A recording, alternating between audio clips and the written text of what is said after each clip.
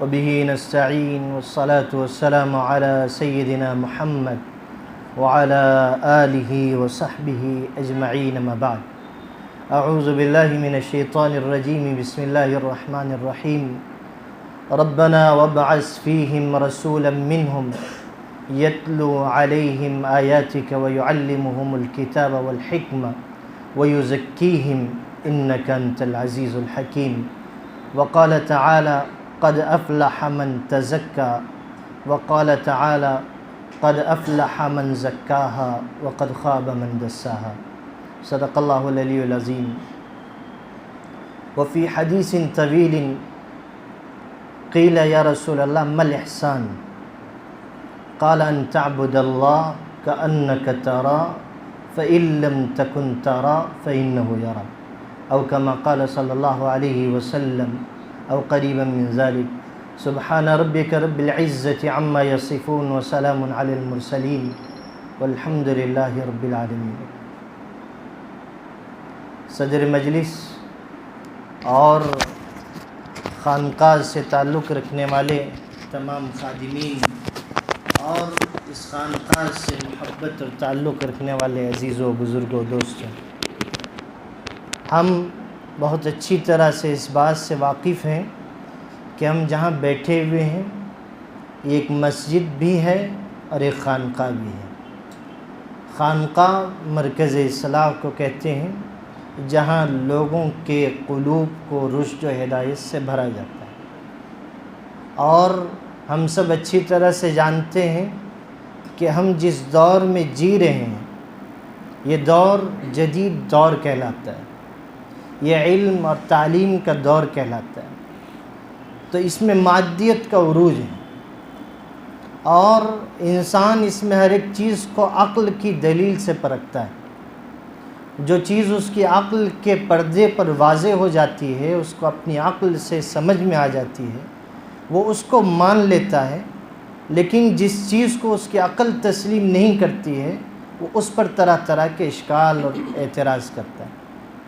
ہمارا جو یہ خانقاہی نظام ہے یہ شروع سے اعتراض کا شکار ہے۔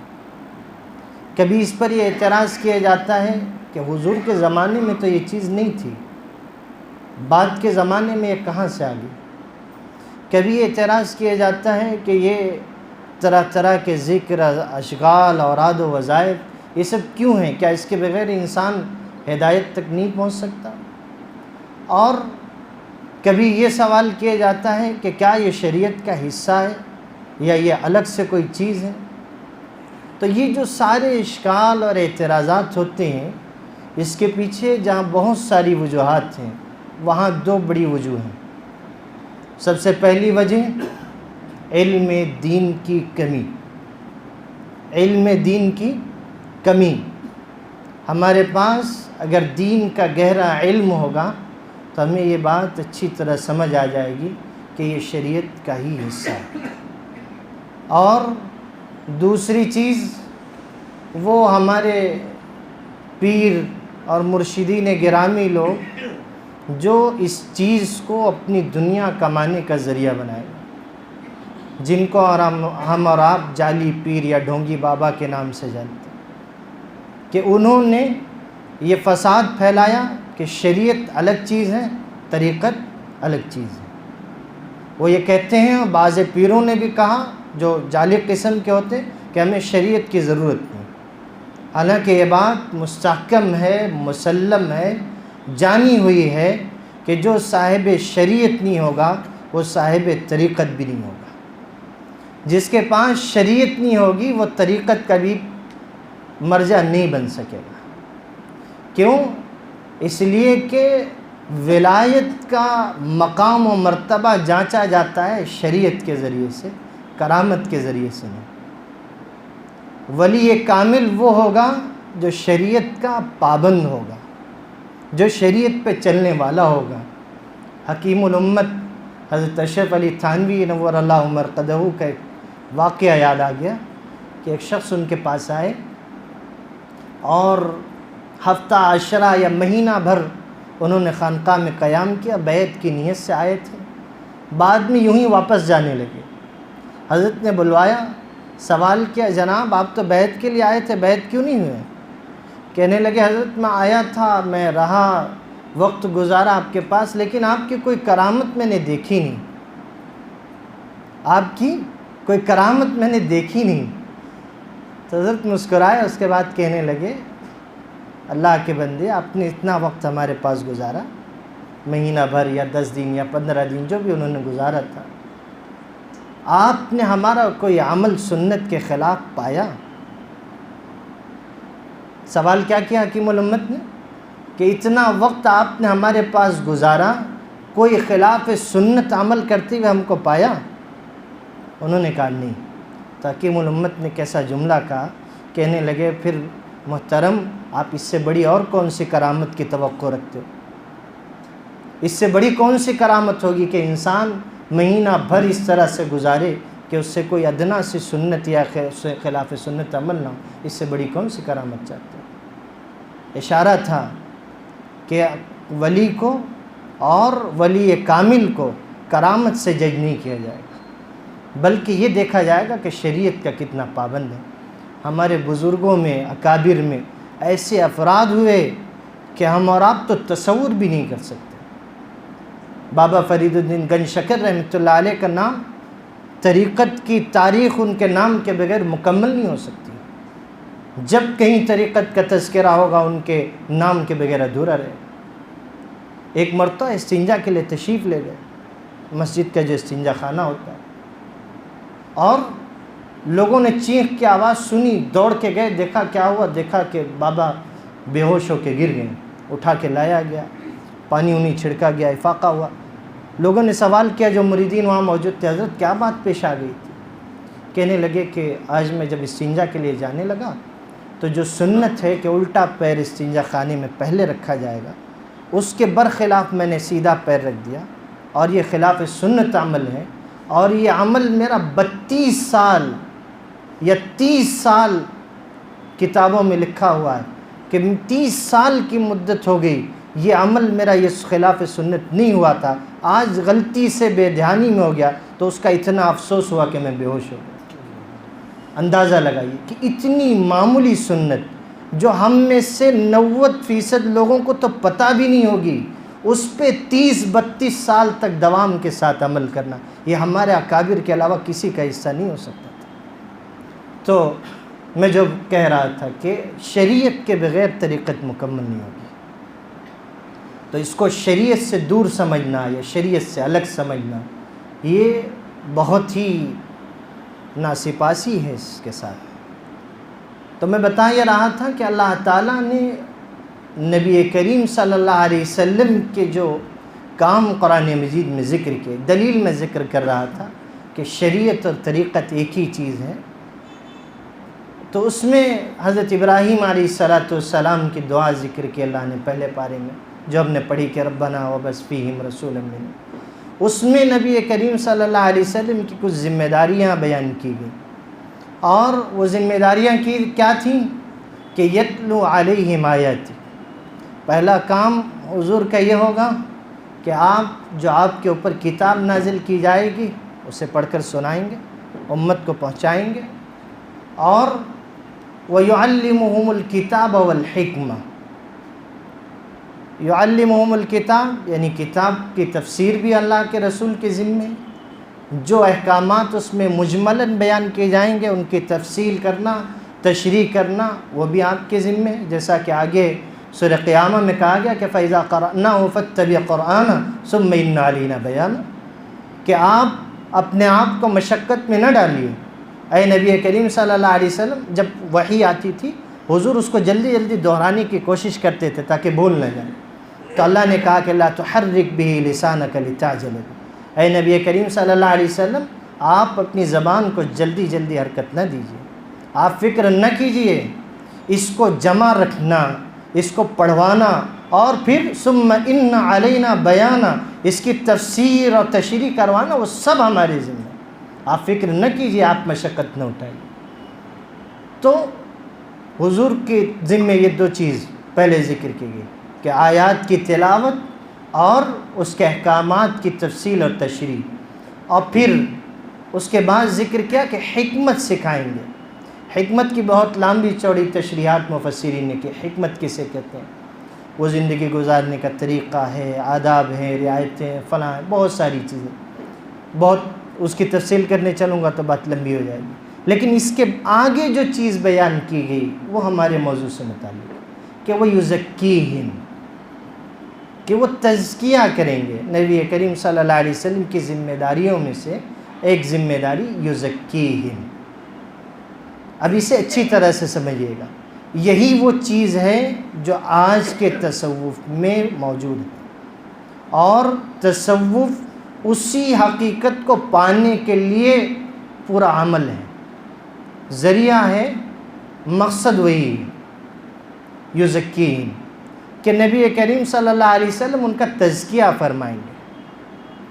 یہ تفصیل اصل میں ہم اس لیے کر رہے ہیں کہ جب ہم اس کی حقیقت کو سمجھ لیں گے تو اس کی اہمیت اور ضرورت خود ہمارے سمجھ میں آ جائے گی۔ جب ہم اس کی حقیقت کو سمجھ لیں گے تو اس کی اہمیت اور ضرورت خود ہماری سمجھ میں آ جائے گی۔ تو میں بیان یہ کر رہا تھا کہ وہ یزکیہم، تزکیہ۔ اب یہ تزکیہ کیا ہے؟ آگے چلیے، سورہ اعلیٰ میں بھی ذکر کیا گیا، قد افلح من تزکیٰ۔ اس سے آگے ایک آیت ہم نے اور پڑھی تھی سورہ شمس کی کہ قد افلح من زکاہا وقد خاب من دساہا۔ یہ اسی چیز کو الگ الگ طرح سے بیان کیا گیا کہ قد افلح من تزکیٰ، کامیاب ہو گیا وہ شخص جس نے اپنا تزکیہ کر لیا، اور آگے بھی وہی چیز ہے کہ جس نے اپنا تزکیہ کر لیا وہ کامیاب ہو گیا، وقد خاب من دسا، اور جس نے ایسا نہیں کیا وہ نقصان اٹھانے والا ہے۔ تو یہ تزکیہ کیا ہے میرے عزیز؟ یہ ہے، علماء نے جو اس کی اصطلاحی تعریف لکھی کہ انسان کے دل کے اندر جو نیکی کے جذبات اٹھتے ہیں ان کو بڑا کرنا، ان کو زیادہ کرنا، اور جو گناہ کے اثرات پیدا ہوتے ہیں، خواہشیں پیدا ہوتی ہیں، ان کو کچل دینا، دبا دینا، یہ تزکیہ ہے۔ اور یہ نبی کریم صلی اللہ علیہ وسلم کے کاموں میں سے کام اور ذمہ داریوں میں سے ایک ذمہ داری تھی۔ اب دیکھیے، یہ جو چیز ہے، ہمارا جو تصوف ہے یا تزکیہ کہہ لیجئے یا خانقاہی نظام کہہ لیجئے، اس میں اسی چیز کو چاہا جاتا ہے۔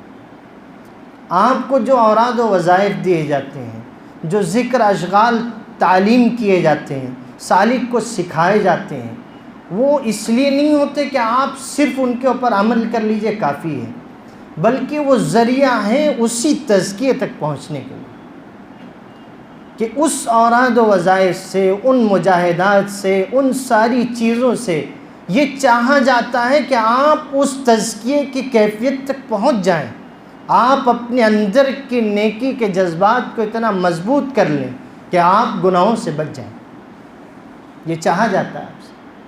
تو یہ نبی کریم صلی اللہ علیہ وسلم کی ذمہ داری تھی۔ اور جو یہ اعتراض کیا جاتا ہے کہ یہ چیز تو حضور کے زمانے میں نہیں تھی، اس کا جواب یہ ہے کہ حضور کے زمانے میں، حضور کی موجودگی میں اس کی ضرورت بھی نہیں تھی، اس لیے کہ یہ کام حضور کی صحبت سے اور حضور کی نظر سے ویسے ہی ہو جایا کرتا ہے، بغیر ذکر کے، بغیر مجاہدے کے، بغیر محنت کے۔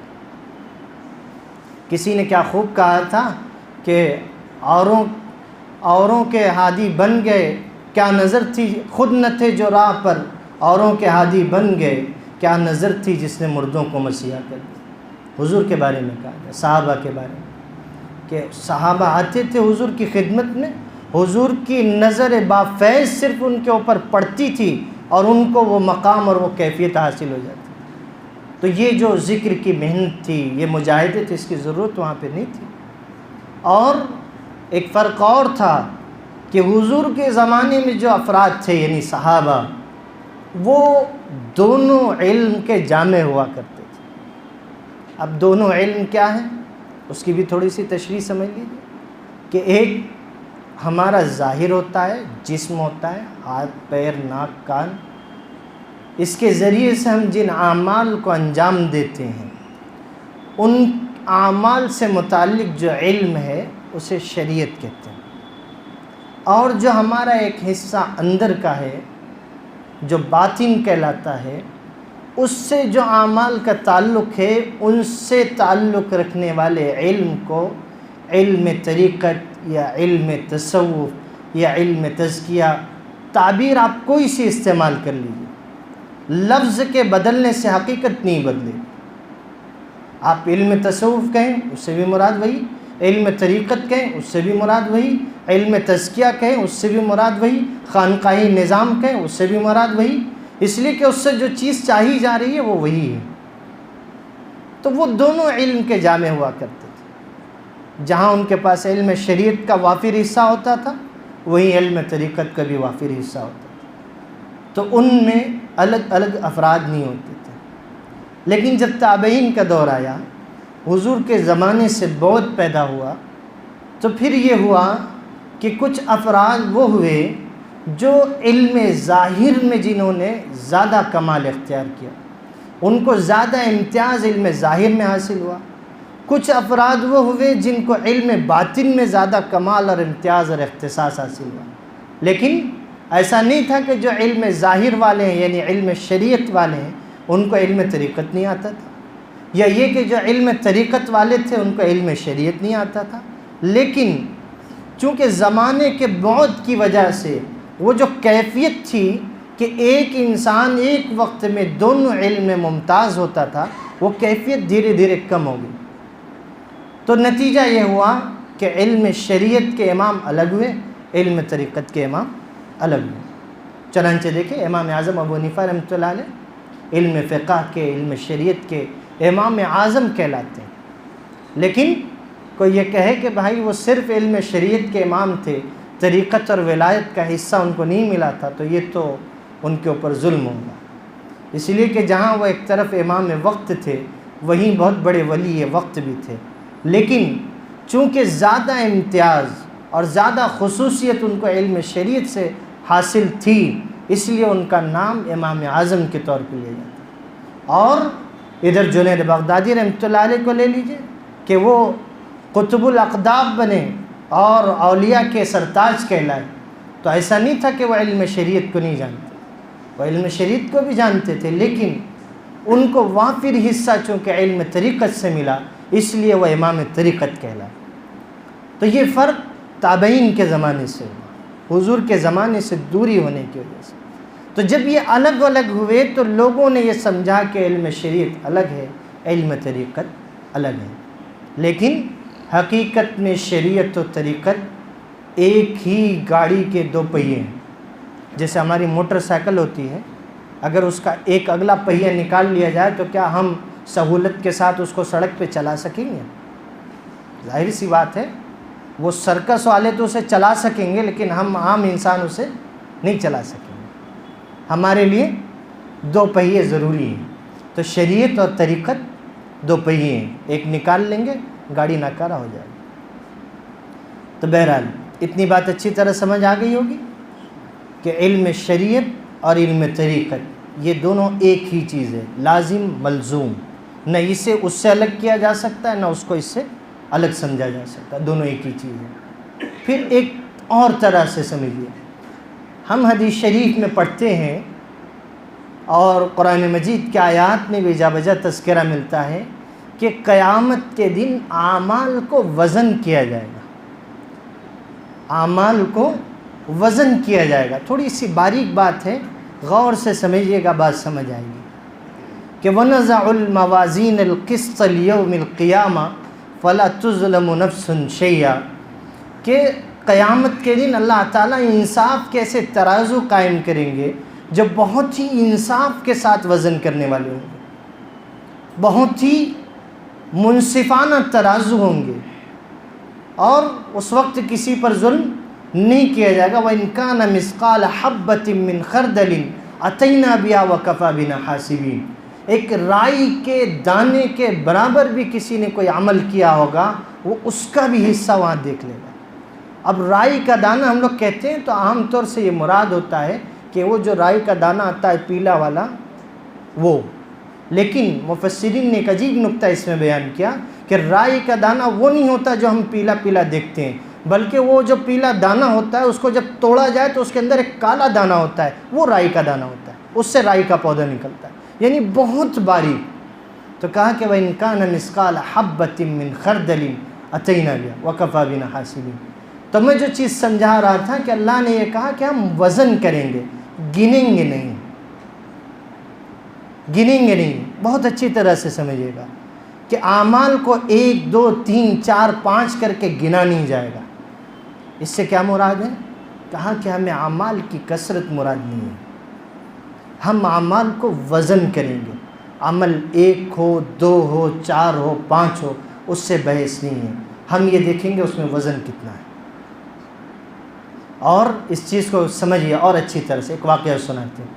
حدیث شریف میں ایک واقعہ ملتا ہے، ایک آدمی قیامت کے دن پیش ہوگا، اس کے پاس گناہوں کے انبار ہوں گے، گناہوں کے انبار ہوں گے، دفتر کے دفتر ہوں گے۔ اس کو اللہ تعالیٰ میزان عدل پہ طلب فرمائیں گے، فرشتے لے کر آئیں گے۔ وہ کہے گا اللہ تعالیٰ کیوں رسوا کر رہے ہیں؟ اتنے بڑے بڑے دفتر ہیں گناہوں کے، یہ تو دیکھ کے اندازہ لگ رہا ہے کہ میرا انجام کیا ہونا چاہیے، آپ کہاں اس کو وزن کرواتے ہیں؟ اللہ فرمائیں گے نہیں، ہمارے یہاں ظلم نہیں ہوتا ہے، انصاف ہوتا ہے، انصاف کے تقاضے پورے کیے جائیں گے۔ رکھو پلے میں، گناہ کے پلے میں رکھ دیا جائے گا، جھک جائے گا۔ وہ پھر کہے گا اللہ کیوں رسوا فرماتے ہیں، دکھ رہا ہے، ظاہر ہے۔ اللہ کہیں گے نہیں، ہمارے یہاں ظلم نہیں ہوتا، فرشتوں تلاش کرو کوئی نیکی ہے کہیں اس کے پاس۔ وہ پھر کہے گا اللہ اتنے گناہ، اس میں کہاں نیکی ملے گی؟ اللہ کہیں گے نہیں، انصاف کے تقاضوں کو پورا کیا جائے گا، ڈھونڈو۔ فرشتے تلاش کریں گے، کچھ نہیں ملے گا۔ اللہ کچھ کہا اور اچھی طرح تلاش کرو۔ بہت اچھی طرح سے تلاش کرنے کے بعد ان پہاڑ میں سے ایک چھوٹا سا پرزہ نکلے گا، اس پہ لا الہ الا اللہ محمد الرسول اللہ لکھا ہوگا۔ وہ بندہ کہے گا اللہ اتنے گناہ ہیں، یہ اتنا چھوٹا سا پرزہ ہے، یہ کہاں اس کی برابری کرے گا؟ اللہ کہیں گے نہیں، ہمارے یہاں انصاف ہے، انصاف کے تقاضے پورے کیے جائیں، رکھا جائے نیکی کے پلے میں، رکھا جائے گا۔ اللہ کی قدرت، وہ پلہ جو نیکی کا ہوگا وہ جھک جائے گا، وہ انبار کے انبار اونچے ہو جائیں گے، اللہ فیصلہ فرمائیں گے جنت میں بھیجا جائے۔ لیکن تشریح میں علماء نے لکھا کہ اس ایک نیک عمل میں اتنی کیفیت اور یہ وزن کیسے پیدا ہوا کہ اس نے اس انبار کے انبار کو اٹھا دیا؟ تو علماء نے لکھا ہے کہ وہ اخلاص تھا۔ کیا تھا؟ وہ اخلاص تھا جس نے اس عمل کو اتنا وزنی کیا۔ اس نے جب بھی وہ کلمہ کہا رہا ہوگا بڑے اخلاص کے ساتھ کہا تھا، اللہ نے اس میں ایسا وزن پیدا کیا کہ وہ پورے گناہ پہ غالب آ گیا۔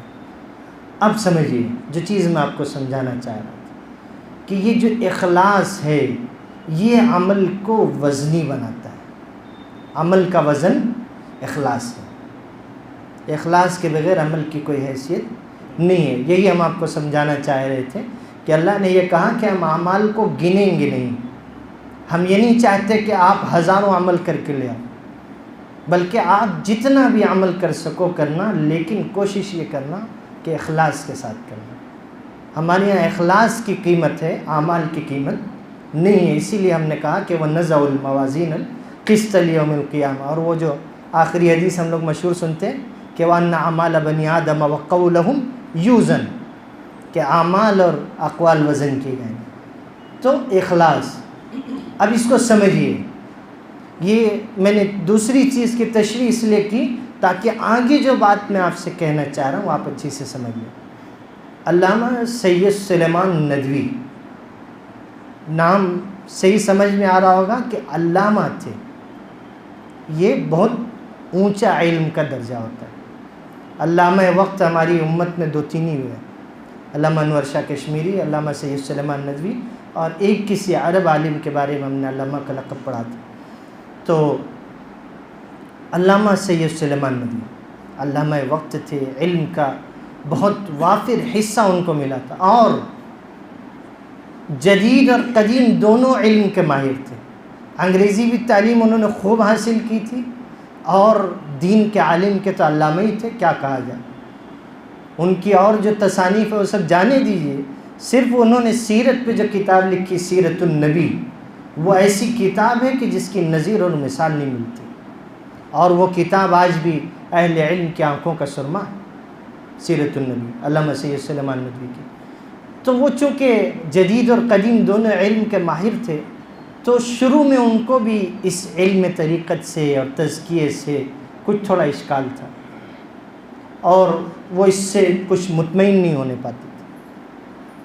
چنانچہ ایک مرتبہ ان کے تذکرے میں لکھا ہوا ہے کہ انہوں نے یہ طے کیا کہ شیخ الحدیث زکریا رحمۃ اللہ علیہ کی خدمت میں حاضری دیں گے اور ان سے سوال کریں گے کہ یہ ذکر اشغال اور یہ جو آپ کے خانقاہی نظام ہے یہ کیا ہے، اس کی کیا ضرورت ہے، کیوں لوگوں کو محنت اور مشقت میں ڈالا جاتا ہے، کیوں یہ سب کروایا جاتا ہے۔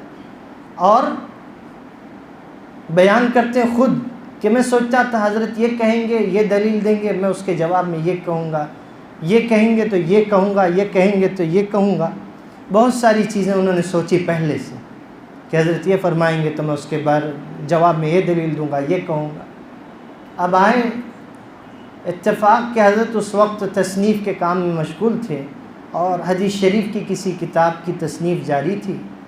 جب وہ آئے تو انہوں نے دیکھا تو خاموش بیٹھ گئے کہ حضرت تو اب کتاب لکھوا رہے ہیں، تصنیف کا کام جاری ہے، اب میں کیا کہوں۔ بیان کرتے ہیں کہ حضرت نے میری طرف دیکھا، اس کے بعد سمجھ گئے، کہنے لگے سلیمان کچھ پوچھنا ہے؟ تو علامہ نے کہا کہ حضرت پوچھنا تو ہے، لیکن بات چونکہ لمبی ہے اور بحث والی ہے، اس لیے پھر کسی وقت تو پوچھ لوں گا، ابھی آپ حدیث شریف کے کام میں مشغول ہیں، آپ کو اس سے دور کرنا مناسب نہیں۔ تو حضرت نے اصرار کیا کہ نہیں، پوچھ لیجئے، ہم آپ کو بتا دیتے ہیں۔ حضرت بھی حضرت تھے، ظاہر سی بات ہے، وہ محسوس کیا انہوں نے کہ علامہ کے ذہن میں کوئی ایسا اضطراب ہے جس کو دور کرنا بھی ضروری ہے۔ خیر، انہوں نے کہا کہ حضرت یہ چیز ہے اور ہماری سمجھ میں نہیں آتی۔ حضرت نے صرف نبی کریم صلی اللہ علیہ وسلم کی 2 حدیث کا حوالہ دیا، کہنے لگے سلیمان یہ جو علم طریقت یا علم تزکیہ یا تصوف ہے نا، اس کی ابتدا ہے انما الاعمال بالنیات اور منتہا ہے ان تعبد اللہ کانک تراہ۔ علامہ وقت ہیں سامنے، کہتے ہیں بس حضرت نے اتنی بات کہی، وہ جو غبار اور وہ جو کیفیت ضیق اور تنگی میرے اوپر چھائی ہوئی تھی وہ آئینے کے غبار کی طرح اڑ گئی۔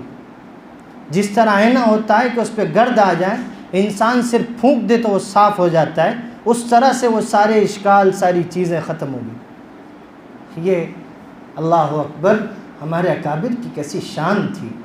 سامنے کوئی عام شخص نہیں ہے، ایک علامہ وقت بیٹھا ہوا ہے، اور صرف نبی کریم صلی اللہ علیہ وسلم کی حدیث کے 2 ٹکڑے پیش کیے اور ان کے سارے اشکال ختم ہو گئے اور شرح صدر حاصل ہو۔ کہا کہ اس کی ابتدا ہے انما الاعمال بالنیات اور انتہا ہے ان تعبد اللہ کانک تراہ۔ کیسی بات حضرت نے فرمائی، کہنے کو چند جملے ہیں، حدیث شریف کے 2 ٹکڑے ہیں، لیکن پورا تزکیہ، پوری طریقت، پورا علم تصوف ایسا کھول کے رکھ دیا جس کی نظیر اور مثال نہیں۔ کہا کہ یہ انسان کی نیت درست کرنے سے شروع ہوتا ہے اور جا کے ختم ہوتا ہے وہاں کہ انسان اس طرح اللہ کا عبادت کرنے والا بن جائے گویا اللہ کو دیکھ رہا ہے۔ تو کہاں سے شروع ہوتا ہے؟ انما الاعمال بالنیات۔ اب اس چیز کو جوڑیے اس چیز کے ساتھ جو ہم نے تشریح کی کہ اخلاص، وزن پیدا ہوتا ہے اخلاص سے۔ تو انسان کی نیت کو خالص کرنے سے یہ کام شروع ہوتا ہے کہ انسان کے اندر جو دوسری چیزیں ہیں، ریا گھس گیا ہے، حسد ہے، فنا ہے، ان ساری چیزوں سے انسان کے دل کو صاف کر کے اسے اللہ کے محبت کے قابل بنا دیا جائے۔ بس ساری جو چیزیں ہیں درمیان کی وہ اس کا ذریعہ اور سبب ہیں۔ بس آپ یہ نہ سمجھیے کہ طریقت ذکر کا نام ہے، آپ یہ نہ سمجھیے کہ تزکیہ وہ صرف مراقبے میں بیٹھ جانے کا نام ہے، یہ تو صرف ذرائع ہیں۔ ان کی حیثیت کیا ہے؟ ہم آپ کو آسان کر کے سمجھائیں تو کہہ سکتے ہیں کہ یہ ڈاکٹر کی لکھی ہوئی چٹھی ہے، ڈاکٹر کی لکھی ہوئی چٹھی ہے کہ آپ کے لیے یہ طریقہ علاج مفید ہے، آپ کے لیے یہ دوا مفید ہے، آپ یہ کھا لیجئے۔ آپ آئے کس لیے ہمارے پاس؟ کہ آپ کی یہ بیماری ختم ہو جائے۔ وہ دوا اصل نہیں ہے، وہ جو چٹھی لکھ کے دی گئی ہے وہ اصل نہیں ہے، اصل آپ کی شفا مطلوب ہے، آپ کی بیماری کو ٹھیک کرنا مطلوب ہے۔ تو وہ جو ذکر آپ کو دیے جاتے ہیں، مراقبے سکھائے جاتے ہیں، اور وہ جو ساری چیزیں درمیان میں آپ کو سکھائی جاتی ہیں، وہ ذریعہ ہے کس چیز کا؟ اسی چیز کا جس کو حضرت شیخ الحدیث زکریا رحمۃ اللہ علیہ نے کہ انما الاعمال بالنیات سے شروع ہوگا اور جا کے ختم ہوگا ان تعبد اللہ کانک تراہ۔ کہ اس طرح سے اللہ کی عبادت کرنے والے بن جاؤ جس طرح سے ہم اللہ کو اپنے سامنے دیکھ رہے ہیں۔ اور اگر اتنا نہیں کر سکتے تو حدیث شریف میں ایک اس سے نیچے کا درجہ بھی ہے، اور وہ یہ ہے کہ پھر اس طرح سے عبادت کرو کہ اللہ تم کو دیکھ رہا ہے۔ بڑا درجہ احسان کا، تزکیہ اور تصوف کے منتہا کا تو یہ ہے کہ اللہ ہی ہمیں دیکھ رہے ہیں، لیکن اگر اس درجے تک پہنچنا آپ کو ممکن نہ نظر آ رہا تو کم سے کم جو چھوٹا درجہ ہے کہ اللہ ہم کو دیکھ رہے ہیں، وہاں تک پہنچ جائے، وہاں تک پہنچ جائے۔ اور یہ جو چیز ہے کہ اللہ ہم کو دیکھ رہا ہے، یہی وہ چیز ہے جو انسان کو گناہ سے بچاتی ہے، یہی چیز ہے۔ اس کے علاوہ کوئی چیز دنیا میں موجود نہیں ہے جس کی وجہ سے انسان گناہ سے بچ سکے۔ آپ دیکھیے وہ ملک جہاں کا نظام بہت مضبوط سمجھا جاتا ہے، جہاں کی پولیس بہت اچھی ہے، جہاں کا محکمہ جاسوسی بہت اچھا ہے، جہاں کی فوج بہت طاقتور ہے، آپ وہاں گناہ کا گراف اٹھا کے دیکھیے۔ جس قدر ترقی یافتہ ملک ہوگا اتنے ہی زیادہ جرائم آپ کو ملے گا۔ کیوں؟ کیونکہ وہ اسباب انسان کو گناہ سے نہیں روکتے۔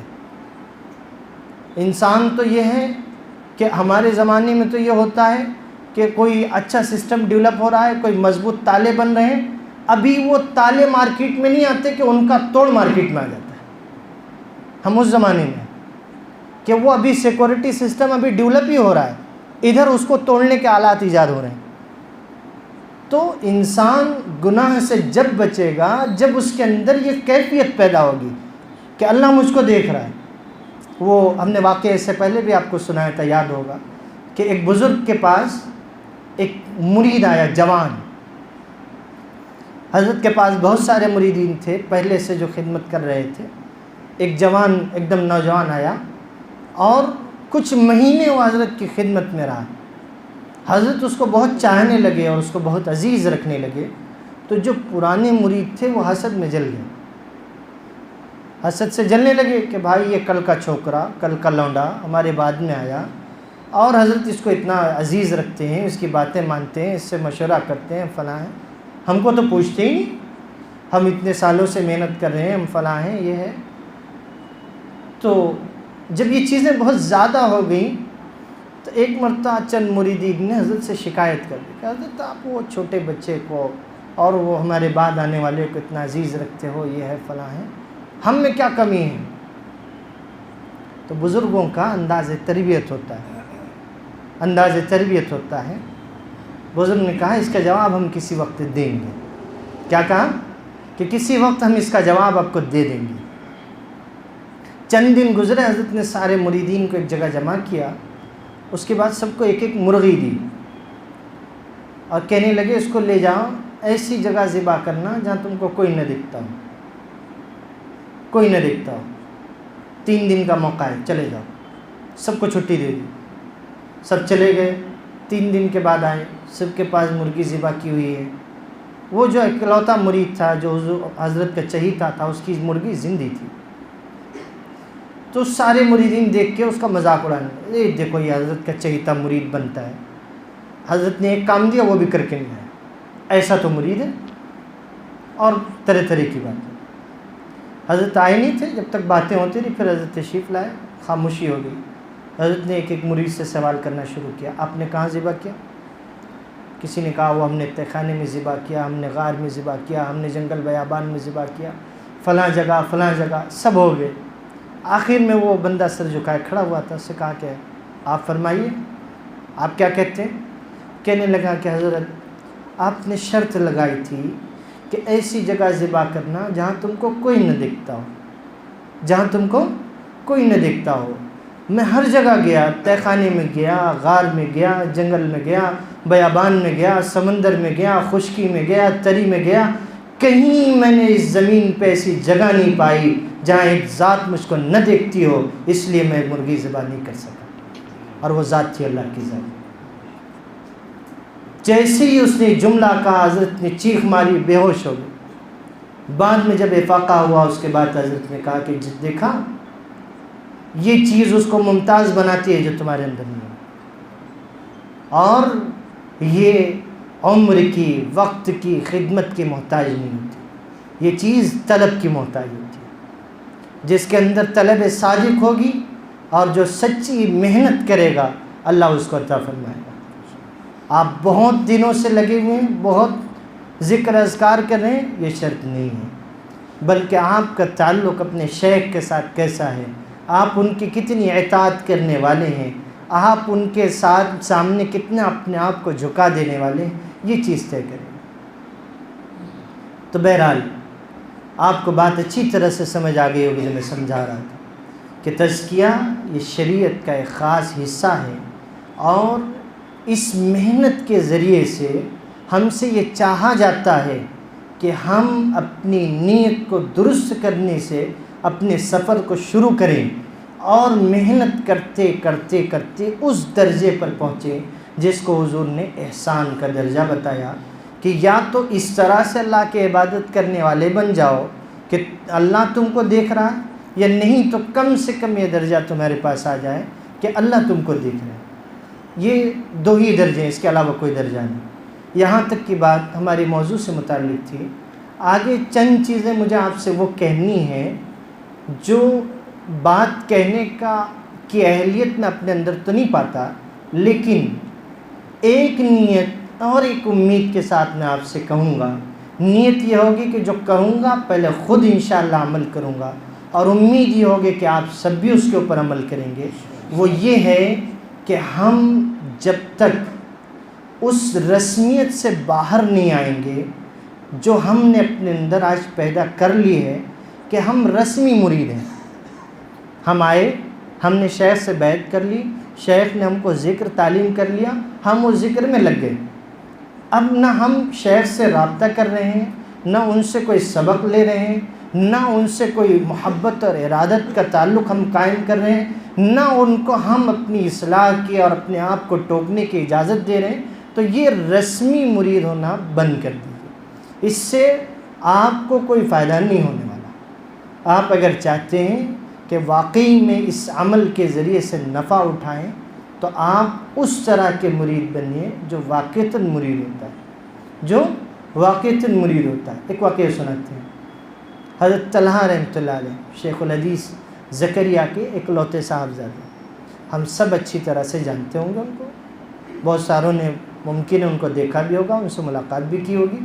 ہمارے سلسلہ نقش بندیہ کے ہی مرشد گزرے، ابھی قریب میں انتقال ہوا ان کا۔ حضرت مولانا سجاد نعمانی دامت برکاتہم، وہ بیان فرماتے ہیں کہ جب میں 7 سال کا تھا، میرے والد منظور نعمانی رحمۃ اللہ علیہ مجھ کو لے کر خانقاہ زکریا جایا کرتے تھے سہارنپور۔ مولانا منظور نعمانی کا اور شیخ الحدیث زکریا رحمۃ اللہ علیہ کے بہت دیرینہ تعلقات تھے آپس میں، اور حضرت کثرت سے وہاں حاضر ہوا کرتے تھے۔ تو حضرت بیان کرتے ہیں کہ میں جب بھی جاتا تو ایک شخص کو ہم دیکھتے کہ وہ میلا کچیلا کپڑا ہوتا، داڑھی، اور وہ مریدین کی خدمت میں ہم عادتاً مصروف رہتے۔ صبح دیکھیے تو خدمت میں حاضر ہیں، شام کو دیکھیے حاضر ہیں، یہ مرید آ رہا ہے اس کو کھلا رہے ہیں، اس کو سونے کا انتظام کر رہے ہیں، فلاں ہے فلاں ہے۔ 24 گھنٹہ ہم دیکھتے تھے کہ وہ انسان خدمت ہی میں لگا ہوا ہے۔ ہم حیرت میں پڑ جاتے تھے کہ یا اللہ یہ انسان ہے کہ جنات ہے کہ 24 گھنٹہ بس خدمت ہی میں لگا ہوا ہے، نہ سر کا ہوش ہے نہ پیر کا ہوش ہے، بس خدمت میں لگے ہوئے ہیں۔ اور بار بار مرشد یعنی شیخ الحدیث زکریا رحمۃ اللہ علیہ ان کو ڈانٹ رہے۔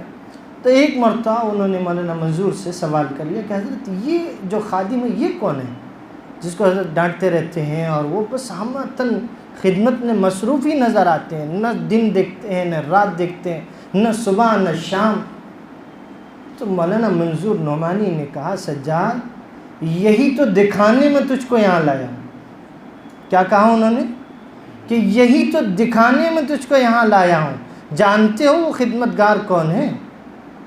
وہ خدمتگار شیخ الحدیث زکریا رحمۃ اللہ علیہ کا اکلوتا بچہ ہے، شیخ طلحہ۔ ہم یہ سمجھتے ہیں کہ شیخ طلحہ یوں ہی شیخ بن گئے، یوں ہی شیخ بن گئے۔ اللہ کے بندو، جو صاحب تربیت ہوتے ہیں، وہ جو تربیت پا کے شیخ بنتے ہیں، وہ تربیت ہم کو دیکھنی چاہیے۔ اکلوتے صاحبزادے ہیں ہمارے یہاں، اگر کوئی اکلوتا بچہ ہوتا ہم کیسے اس کو ہاتھ کا چھالا بنا کے رکھتے ہیں، لیکن شیخ الحدیث زکریا رحمۃ اللہ علیہ اپنے مریدین کی خدمت ان سے لیتے تھے اور بھرے مجمع میں ان کو ڈانٹتے تھے، طلحہ تم کو کب عقل آئے گی، کب سمجھ آئے گی، کب تم کو کام کا سلیقہ آئے گا، تب کہیں جا کے شیخ طلحہ بن۔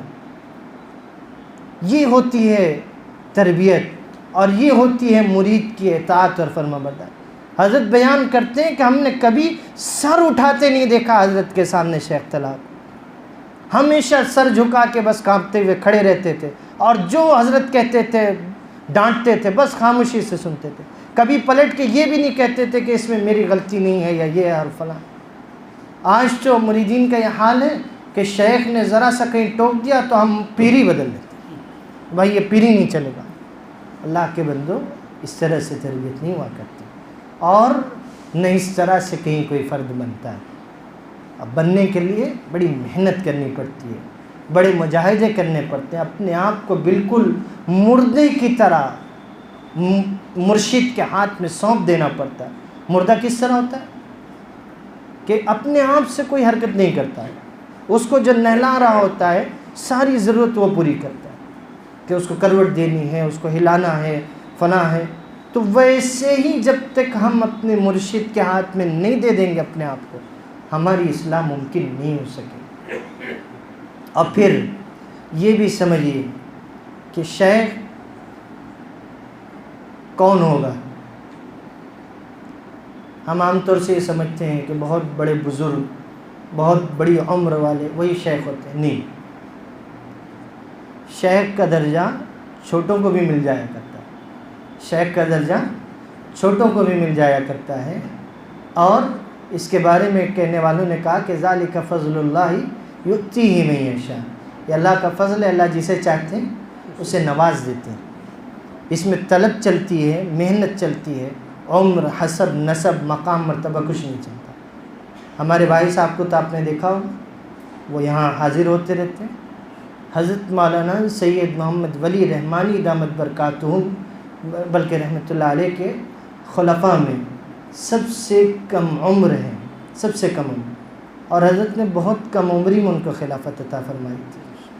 تو ضروری نہیں ہے کہ ہمارا مرشد بہت عمر دراز ہی ہو، عمر دراز مرشدین بھی ہوتے ہیں، لیکن اگر اللہ نے کسی کو نواز رکھا ہے تو یہ ضروری نہیں کہ ہم اپنے سے بڑے ہی سے بیعت ہوں۔ اگر کوئی شیخ کامل ہم سے چھوٹا بھی ملتا ہے تو ہم اس سے بیعت ہو سکتے ہیں، کوئی حرج کی بات نہیں۔ ایک مثال آپ کو دیتا ہوں، علامہ انور شاہ کشمیری کا ہم نے تذکرہ کیا تھا۔